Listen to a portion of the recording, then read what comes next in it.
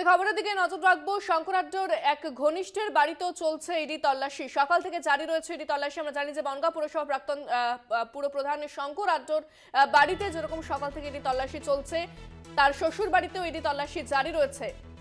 অন্যদিকে তার ভাই মলয় আঢ্য তার আইসক্রিম কারখানাতেও ইডি অভিযান জারি। এম বাইপাসের শঙ্করাঢ্যর আরেক বাড়িতে ইডি তল্লাশি চলছে সকাল থেকে।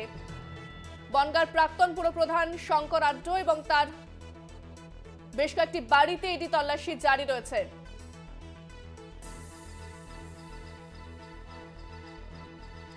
এ বিষয়ে বিস্তারিত কথা বলবো। আমাদের সঙ্গে সরাসরি রয়েছেন প্রতিনিধি দেবপম সরকার। দেবপম, শঙ্করাঢ্যর বাড়ি, শ্বশুর বাড়ি, তার ভাইয়ের আইসক্রিম কারখানা, সেখানে তো ইডি তল্লাশি চলছেই, পাশাপাশি আরো একটি বাড়িতেও কিন্তু ইডি তল্লাশি জারি রয়েছে, তার ঘনিষ্ঠের বাড়িতেও চলছে ইডি তল্লাশি। কি জানতে পারছো?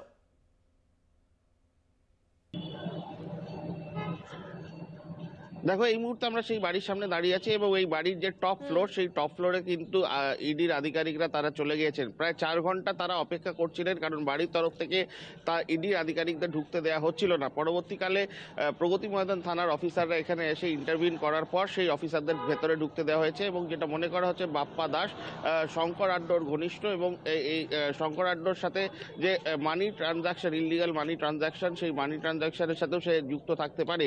এবং প্রশ্ন এখানেই উঠছে যে যখন ইডি আধিকারিকরা প্রবেশ করতে যাচ্ছিল, কেন তাদেরকে 4 ঘন্টা ঢুকতে দেওয়া হলো না? ইডি আধিকারিকরা যেটা মনে করছেন, এই 4 ঘন্টার ভেতরে তারা কি কোনো কাগজপত্র সরিয়ে ফেলেছে কিনা, এইটা কিন্তু প্রথম তাদের প্রাইমা ফেসি এখন লুকআউট। এবং শঙ্কর আঢ্যর আজকে বিভিন্ন জায়গায় তার বিভিন্ন বাড়িতে কিন্তু তল্লাশি চালানো হয়েছে, এমনকি তার শ্বশুর বাড়িতেও তল্লাশি চালানো হয়েছে।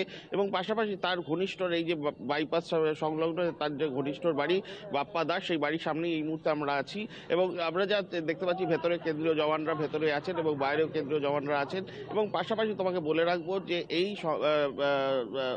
শঙ্কর আঢ্যর সাথে কিন্তু এই ব্যক্তি কিন্তু কাজ করতেন এবং সে কি কাজ করতেন, তার কি কি কাজের পরিধি ছিল, সেই পুরো বিষয়টি খতিয়ে দেখছে ইডির আধিকারিকরা। এই মুহূর্তে সার্চ অপারেশন কিন্তু চলছে এই বাড়ির একদম টপ ফ্লোরে। একেবারে ধন্যবাদ দেবপম। আমাদের সঙ্গে সরাসরি ছিলেন প্রতিনিধি দেবপম সরকার। বাবলু দাসের এম বাইপাসের বাড়িতে শঙ্কর আঢ্যর তিনি ঘনিষ্ঠ বলে মনে করা হচ্ছে এবং তার বাড়িতে সকাল থেকে চলছে ইডি তল্লাশি।